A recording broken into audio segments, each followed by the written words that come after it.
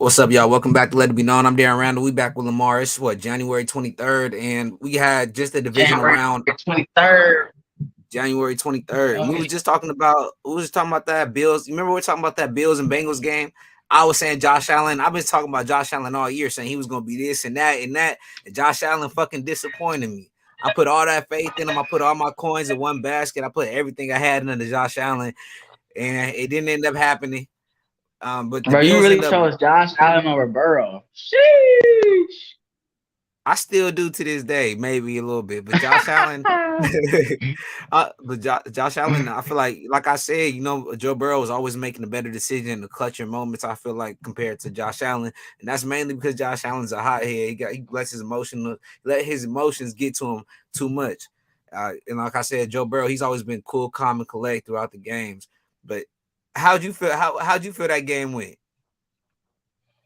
Bro, I feel that game. I just feel like, to be honest, I feel like the Buffalo Bills got out physical. They was outmanned. I feel like the Cincinnati Bengals were a little too physical for the Buffalo Bills, which is surprising because Buffalo is a very physical team.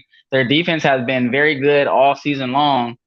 And yeah, I was surprised. I was surprised just because the offensive line of the Cincinnati Bengals, they were literally like bullying the defense. They were bullying the Bills linebackers, their DB. They were pancaking them all over the field, all in the snow. Yeah. They were embarrassing these guys doing snow angels. They was doing a little too much, and the Cincinnati Bengals was doing a little too much in Buffalo. But hey, man, hey, shout out Joe Mixon too, man. That's a Bay Area cat. He was doing he was doing his little, huh? Joe Mixon from the Bay. Yeah, bro. Joe Mixon from the Bay, man. He got recruited out the Bay to go to Oklahoma. You feel me? But yeah, Joe Mixon turned, man. That's one of the most turned running backs right now. But man, shout out Joe Mixon, man. He doing his thing. Yeah, I didn't even know Joe Mixon was from the Bay, but like you said, they were out dominating them. It felt like the Bengals could run the ball, they could pass the ball. Usually, if the Bengals, let's say their run game's on, usually their pass game's off. The pass game's on, the run game's on. Like it was all phases, and the defense was punching them in the mouth. The defense wasn't allowing nothing easy, and Eli Apple been on the fucking field day since he ended up getting his dub. And I was just on Twitter probably like 10 minutes before we hopped on here, and I was looking at Eli Apple what he had to say. So let's look at a couple of things that he been saying. So first off, Mm-hmm. can you see it right now? Yeah, I see it. So first off, you had Eli Apple. He was talking shit as soon as they won the game, but just 2 hours ago, he said Cancun on 3, responding to Stephon Diggs, because I don't know if you've seen what Stephon Diggs had to say. I should probably let me Eli see. Apple always talking smack. That shit funny. Yeah, right. And let Hey, me just a let fun me fact too. My bad, cut you off. Just a fun fact. Eli Apple, that's Michael Blackson's nephew. So he got all the jokes. He got all the little jokes and stuff. is that actually that's his actually blood nephew? Yeah, that's his nephew. I think Eli Apple grew up in Philly for a second, and then my bad. Nah, but yeah, that's his uncle. But yeah, so Stephon Diggs, this was after the game. So you seen how when he went in Josh Allen's face, Josh Allen was looking down at Mm-hmm. the iPad, and you seen Stephon Diggs, he's over here opening his hands like what the fuck, you ain't seeing me, Josh Allen. And it's so crazy because Mm-hmm. remember a couple of interviews ago, a couple months ago, they asked Stephon Diggs about Josh Allen, and he was all like, I'll ride with him through thick and thin, it doesn't matter. I'll ride with him until hell freezes over type shit. And Mm-hmm. he kind of put his quarterback on blast in that situation. But I feel like Stephon Diggs always been sort of, I don't want to label him a diva, but he's a diva. But I fuck with Stephon Diggs. I'm not saying like he's in a bad way, but he's always had like diva characteristics. But I feel like every wide receiver does have that. But I feel like Stephon Diggs maybe lets Okay. it show more than other wide receivers. Okay, look, maybe I'm a little biased because I played receiver for a long time. I'm an offensive guy at heart. There is a difference between being a diva and being a dog. Odell Well, Beckham, a dog.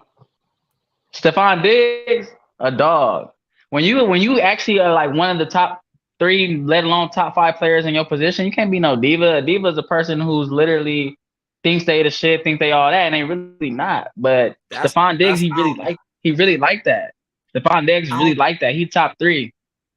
I don't think that defines a diva, bro. I feel like if you're complaining all the time, that defines a diva. He doesn't complain all the time, but he usually does complain in every crucial moment. All the big It's not games, that it's not every that he playoff game. complaining. It's just that it's not necessarily he So complaining. He basically so like for example, I know what seeing you talking about when he was like basically yelling at Josh Allen. I feel like he was yelling at right, Josh Allen because Josh Allen did the same shit that these quarterbacks be doing, bro. It's 4th and 10. Why are you throwing the ball? Why are you throwing a 4 yard route, bro? Like, what are but you doing? Like, bro, throw the ball down the field. Like, we at 4th and 10, bro. We got one shot to get a first down, or the game is over. Why are you throwing the ball 4 yards? was it really gonna make a Kirk Cousins difference did the though? same shit. Were the It Bills could have. gonna It end could up have. making a comeback?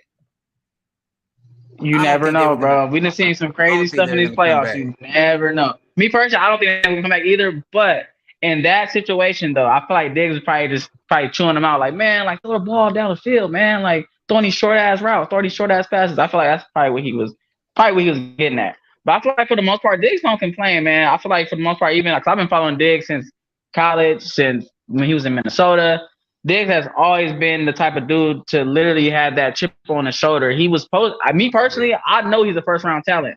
That dude went sixth he round, is. bro. He got drafted in the 6th round. That boy been a dog ever since he's day one. He stepped on the field. He's been a dog. So I don't He feel like is a he a diva dog, yet. but that don't mean you can't be a diva and a dog at the same time. You could be both. Hey man, that's like people were saying how Odell was. Oh, he's too passionate. He's always crying on the sideline. But they don't say the shit when Tom Brady be yelling at his players and be all passionate. Tom Brady's So proven he has I don't 7 know. rings. We can't be relating, and you can't relate a quarterback that Hey, has 7 championship rings to hey, a wide hey, receiver that has hey, 0. Odell's proven he's reached back like 1-3, like 1-3. How was Odell? Okay, you could say Odell. I guess Odell proven it, but I don't know. He hasn't Hey, been that healthy. But man. Hey, anytime you got a look, whole Madden game with one handers because you got a one hand, you that man. anyway, that was The in the whole past. Madden game. This is 20. I It's forgot what year that 2023. was. I think I had a whole video game one hand just because Odell one hand that motherfucker. And his Yeah, catch is still considered low key one of the best catches. Even though George Pickens had a great ass catch this season, I ain't gonna lie. but Stephon Diggs, this is what he ended up having to say though. Right after the game, he said, "So first he says it's easy to criticize my reaction more than the result." And that's true. I'm not gonna lie. Like he could do whatever he does. He could have a great game, great attitude throughout the game, and then like that one situation happens, and everybody forgets about all the good shit he did, and only talks about that Mm-hmm. that bad situation. So I see what he's saying right there, and he says, "You want me to be okay? You want me to be okay with our level of play when it's not up to the standard? Nah. Want me to be okay with losing? Nah." And I totally agree with that, but I don't know if you heard, but it was reported that Stephon Diggs, he actually left before the game was even over, before the coaches even entered the locker room. They were still walking off the field, and he was already trying to book it up out the locker room. I don't feel like that's okay, and that also defines a diva. Nah, So bro. you don't have no. Bro, he just mad, bro. This is the bro. They tired of getting to this point and losing, bro. Like that's like coming from a Niner fan, right? If you keep We've been making to the doing NFC exactly. Championship. We've been doing it. So That's what I'm saying. if George When you Kittle, if you keep getting to the same point and then y'all losing, it's like, bro, like what the fuck? Then you're gonna it want to leave the doesn't team matter, and want to go bro. somewhere else. It doesn't matter, bro. Yo, wide receiver. If Debo Samuel left that Mm, fucking locker room before Kyle Shanahan got there, trade his ass. You have no respect for the team. You have no respect for the damn. coach. We ain't been through this whole season together. We lost together. We won together. Blood, shedding, tears together. All right. If you want to Mm, leave out the locker room, storm off whenever after we talk. But first off, the season just ended. We need to talk as a team. We need to, we've been through a lot together. DeMar Hamlin just happened mm, a couple weeks ago. We've been through a lot together all season. So I just feel mm. like out of respect for the team and out of respect for the coach, the least you can do is wait for them to get into the locker room and talk for a quick 5 minutes, and then can leave. Oh yeah. I mean, I agree with that, but also too, I can disagree just because everybody is different. Like you said, Stephon, like everybody don't have the same attitude. So I feel like a person like Stephon Diggs, knowing how he is, he's a very emotional player. That's something I can definitely see him doing. I don't know. I didn't really hear about him leaving the stadium, before the game was over, but I can believe it. I can believe it. I can believe that's something that he would do. That's some shit like Terrell Owens would do. That's some shit Odell would do. That like when you got players like at a certain like pedestal, and then like the way they carry themselves, and they so competitive. When you so competitive, and I know how it is, cause I'm competitive as well. when you're so competitive, don't get me wrong, it's not. I'm pretty sure he didn't mean to disrespect the team, but he was just probably so mad and irritated. He just was like, "Fuck this, bro. I'm about to go. I'm about to just go with the fam, or I'm about to go get some time alone or something." Sometimes some people, some individuals need time alone, bro. Everybody don't got the same attitude. Everybody's not the same up here.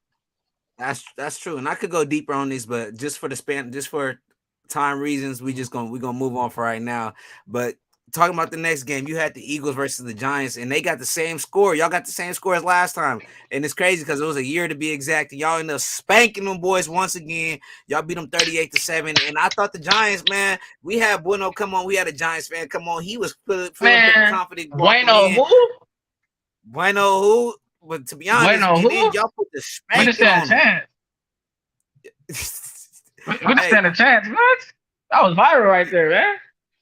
yeah, y'all over there y'all spanked the Giants, and it wasn't close. Daniel Jones, he was under pressure. Jalen Hurts looked like Jalen Hurts, and the Eagles are still in their stride. They haven't lost a step, even after missing Jalen Hurts for a couple weeks. So, how'd you feel how'd you feel that game went? What do you feel like went so wrong for the Giants?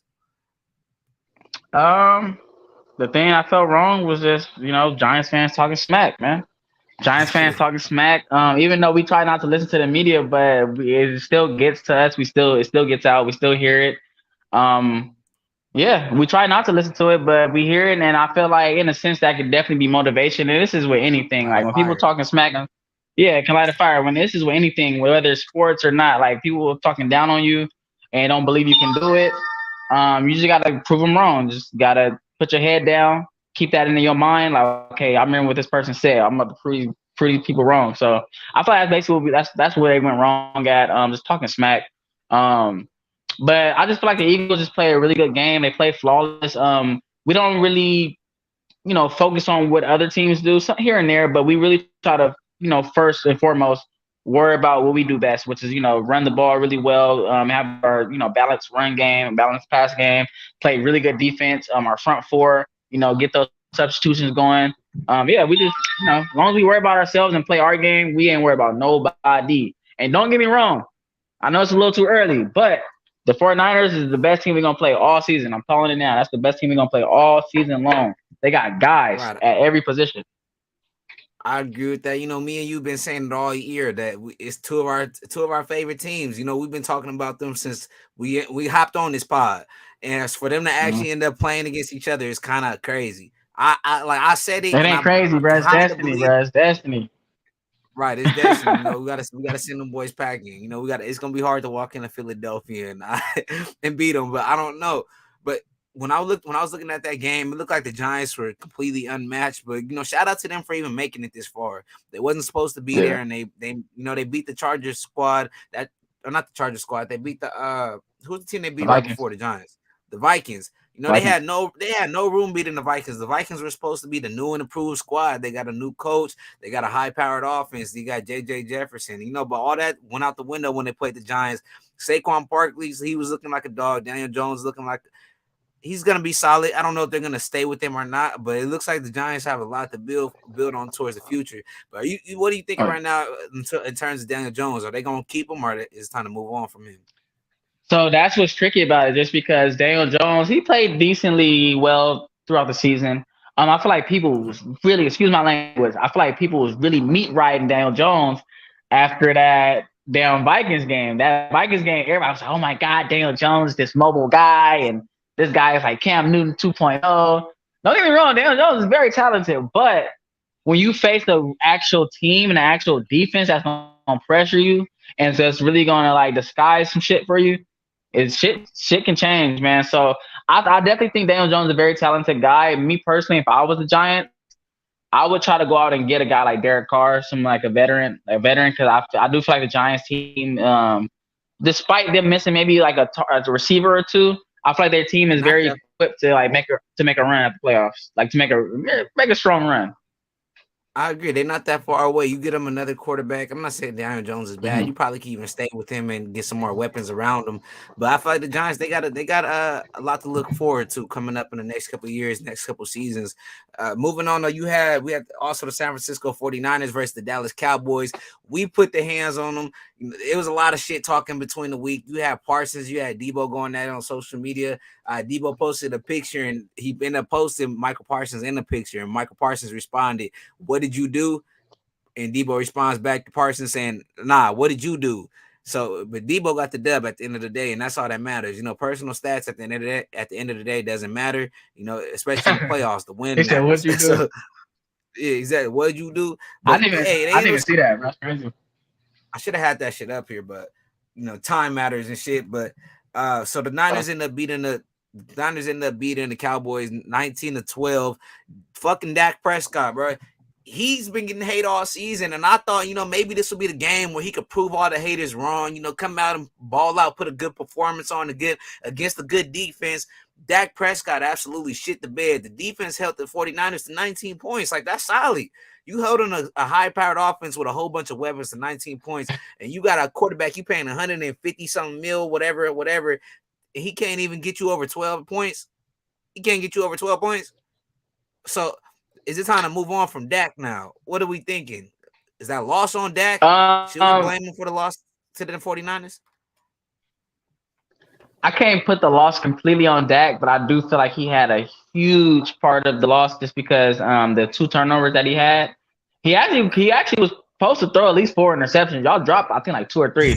But the two interceptions that you guys had that was critical was in the Dallas Cowboys' own, like, it was in their own territory. So I Right. feel like once you guys got that turnover, it was easier for you guys to get points, whether it was field goal or a touchdown.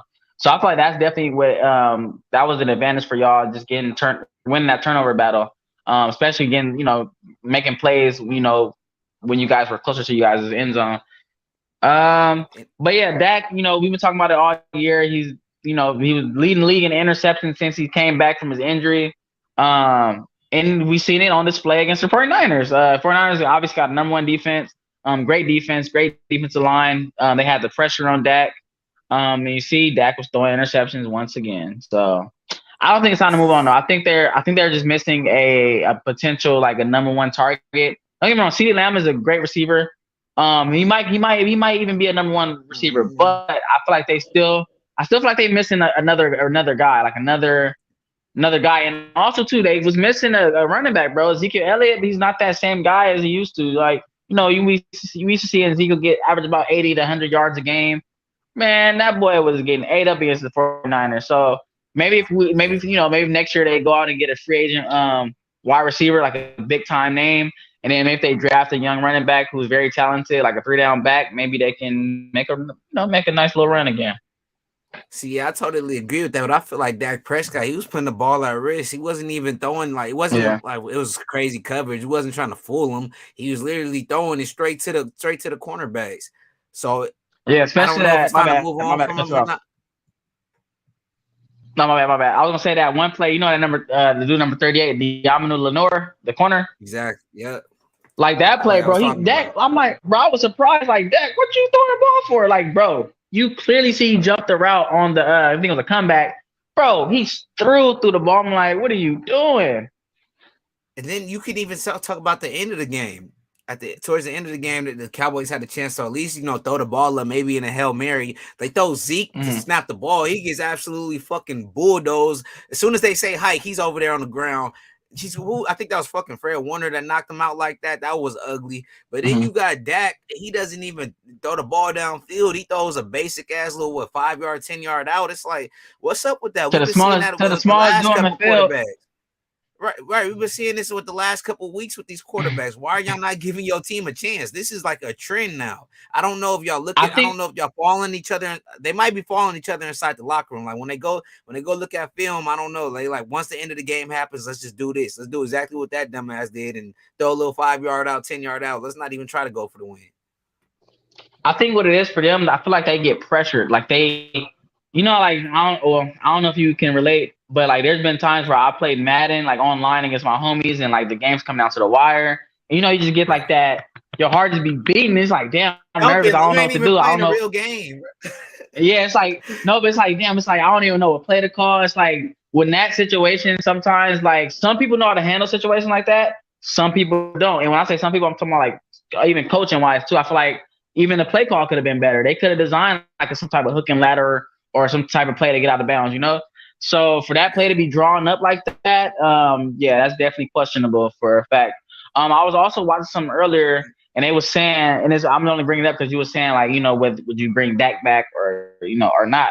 I would bring Dak back, but I wouldn't bring Mike McCarthy back. I wouldn't bring the head coach back. I would let go of the head coach, try to go get try to hopefully get a better coach, and then see where we go from there. Because I don't think McCarthy is the option. He's literally been up and down all season. Game management has been really bad. Even last year when they, um, you know, for them to spike the ball second, it's just a lot of game management issues. So I feel like they should let go of their head coach. And there's a whole bunch of quarterbacks that are available this. I mean, a whole bunch of offensive coordinators, a whole bunch of coaches that are going to be available this year.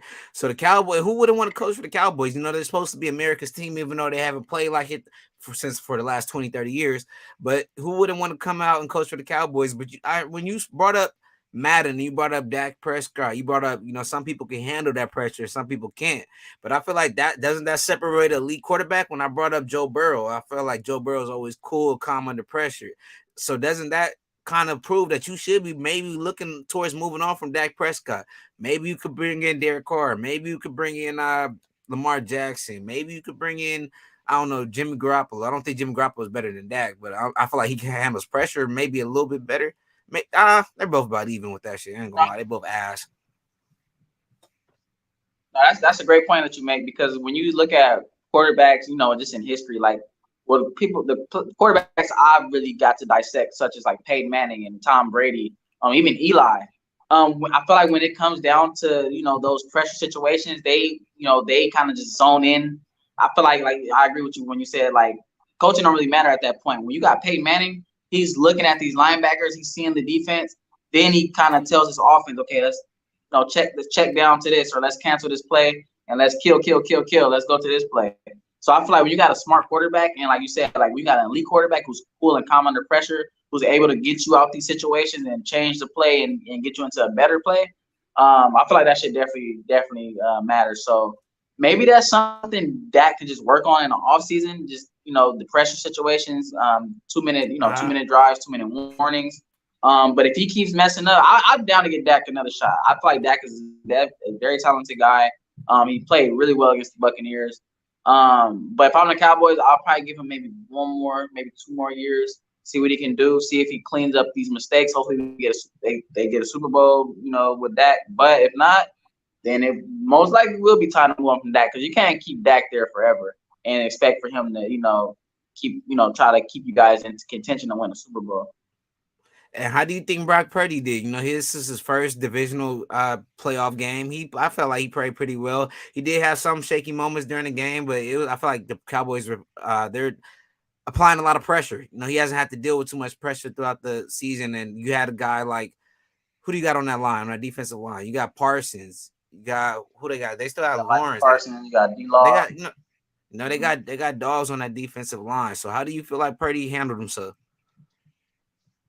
Honestly, and it's funny too because I noticed that Leighton Vander Esch was playing against you guys, and for the few times that the Eagles played the Cowboys, I think Leighton has been hurt, and I've been following Leighton since college too. He went to Boise State, shout out to Mount West.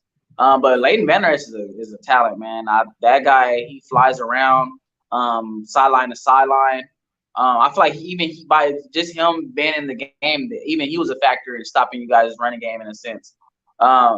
But I feel like what made the difference with Brock Purdy this game was just the fact that, like you said, he never really faced a D line like this. Not necessarily just a D line, just a defense in general. So the Cowboys had corners, they got D line, they got linebackers, they got safeties.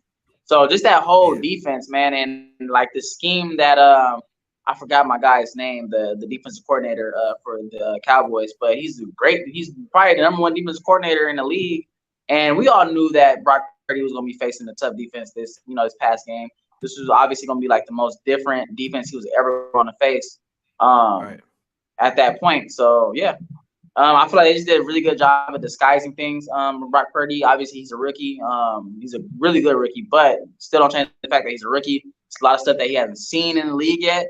So for the Dallas Cowboys to design certain, schemes and certain blitzes to get to him, I thought that really played a factor, especially in the first half, because you guys was kind of struggling to score in the first half. I think what was the halftime score, like 12-12 or like 9-9 or something like It that, was like a nine tie to game. nine. Yeah, going in. It was like 9-9 going in. Yeah, so that's what I'm saying. Nobody Cowboys had scored. plenty of Nobody scored a opportunity. touchdown. Or I think the Cowboys scored, but they got their field goal down blocked. That was definitely a Yeah, they got defensive their game field with goal special blocked and shit. teams. So yeah, it was a tough scoring game, but yeah, special teams played a huge factor. Huge factor. Damn. Hell yeah, special teams. Devontae Special Turpin, teams Ray and Ray defense came McLeod clutch. made a huge impact. And Ray he ended up fumbling, and then he came Mm-hmm. back and he with a big ass return. So I felt like he made up for it, kind of. But moving on to this next game, you had the Kansas City Chiefs versus the Jacksonville Jaguars, and this game was actually a lot closer than I thought it would have been. They ended up losing 20-27. But I feel like Patrick Mahomes would have never got hurt. That maybe they would have pulled away a little bit further away. But either way it goes, you got to give the Jaguars credit because they played a tough, hard game, and I feel like they weren't supposed to be here either. And they end up beating the Chargers, and they carved a hole to get them an opportunity to play. And I don't know if you've seen Patrick Mahomes. You seen an ankle injury that he ended up having when he rode it on one of the plays. It looked just like the Trey Lance injury. A lineman ended up trying to make the tackle, and he folded his whole ankle. I thought the shit was broken. It looked like it went pop, pop. It then I don't know. Patrick Mahomes got up hobbling, bouncing around. He wanted to stay inside the game. I think they took him away for X-rays for a second. They brought in the backup quarterback. He scores a touchdown at the 1 yard line, whatever. And but with Patrick Mahomes, so the little update on him was with Andy Reid. Are you able to see that? Okay, yeah. It says so from James Palmer, Andy Reid says this high ankle sprain is not as bad as the one from 2019. He is getting treatment and they'll take it day to day. Reid said Mahomes is planning to play. He's never played without It sounds practicing, lagging a but it little bit. appears that he hasn't been ruled out. If staying off, it ends. Oh, my bad. You said I'm lagging? Hello?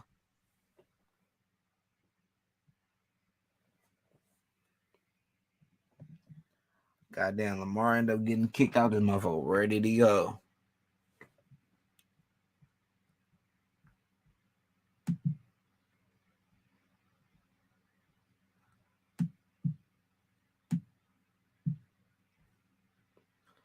Damn, let me go try to find out where Lamar fucking went. Think this dude just lagged out on us.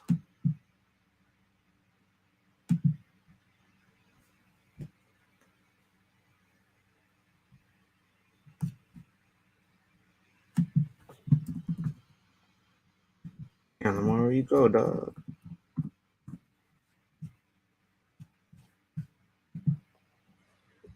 Oh, you right here. All right. There we go.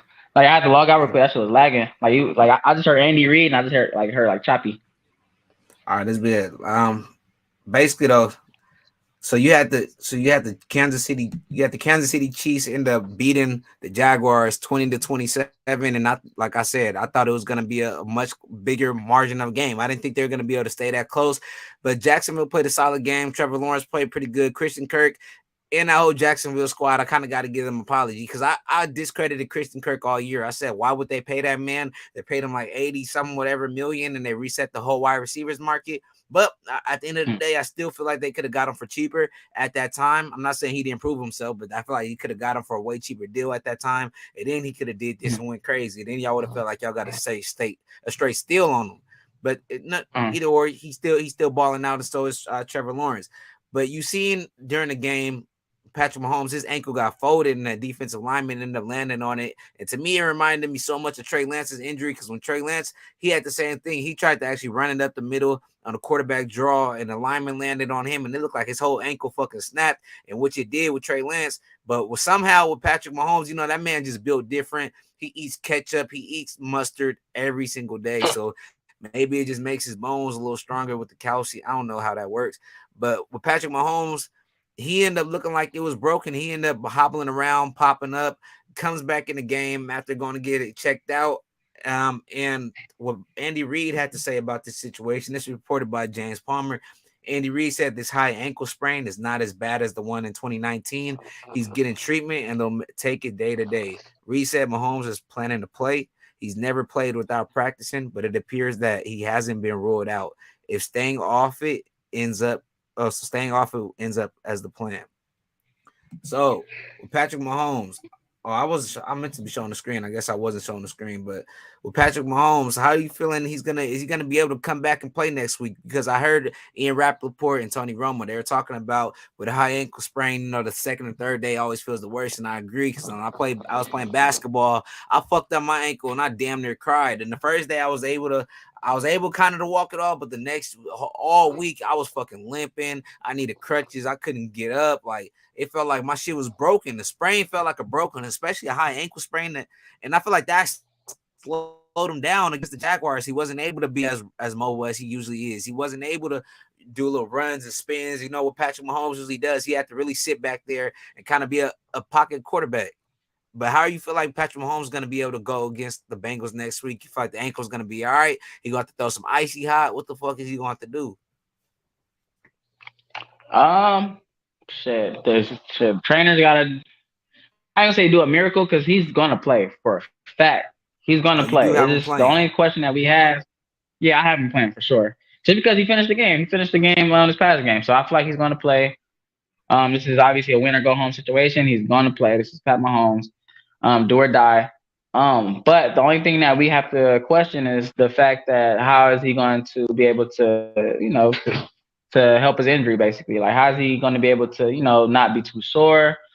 We also seen too, I don't know if a lot of people seen how like even though when he went back into the game, when he would hand the ball off, he was like still limping off of one leg, hopping around. Even when he would back here, like, take his drop step, his drop steps would either still be like kind of like off of one leg. So it was a little shaky, man. It's a little shaky. That's why I do got him playing, but I don't got Kansas City winning this one this week, man. Yeah, that's what I was gonna say. Is he gonna be able to be himself against the Bengals? I feel like he's gonna have to. They're just coming off a great win against the Bills. They beat them in the snow and they beat them at home. So now you got to go against a Bengals defense that's absolutely rocking. They feeling great. Eli Apple talking that shit. The whole Bengals defense is feeling confident. They just stopped Mm. Josh Allen and Stephon Diggs. So now you got a guy that's wobbling and hobbling everywhere. I'm pretty sure they're gonna apply the pressure on Patrick Mahomes and say, "Look, if you think you can play, show us you can play and you can run around because we're gonna put that pressure on your ass. And if not, you're gonna have to sit out and bring in a backup quarterback is how they're gonna approach the game. I feel like soon as the first play, second play, first drive, they're gonna be applying that pressure on them. For real. Right away, nigga. Pressure gonna be on him. As soon as the game starts. So you feel like that's gonna end up holding them back against getting the win. Yeah, just because also too, I feel like just because Pat Mahomes can't be as mobile, I feel like he's gonna try to like sit in the pocket. That I mean, he could definitely be a pocket passer, but Pat Mahomes' game is more so like creating, extending plays, using his legs to Scrambling. still scrambling, look downfield. I feel like that's how their offense really scores as many points as they do. They're a high power scored offense. But yeah, I just don't think he's going to be at full strength this week. Obviously, high ankle sprain looked really, really bad. And yeah, I think that's going to be the difference. I think the difference is going to just be the pass rush, and Mahomes not been able to be as mobile as he's used to. And as far as what I said with the Bengals defense, do you feel like they're going to take a different approach to Patrick Mahomes, or do you feel like they're going to play their same defense? Do you feel like since he's hurt, they're going to start maybe blitzing a little bit more, change up the whole game plan, try to force him to use his Yeah, legs and get out that pocket? most definitely. I think they definitely going to bring that blitz.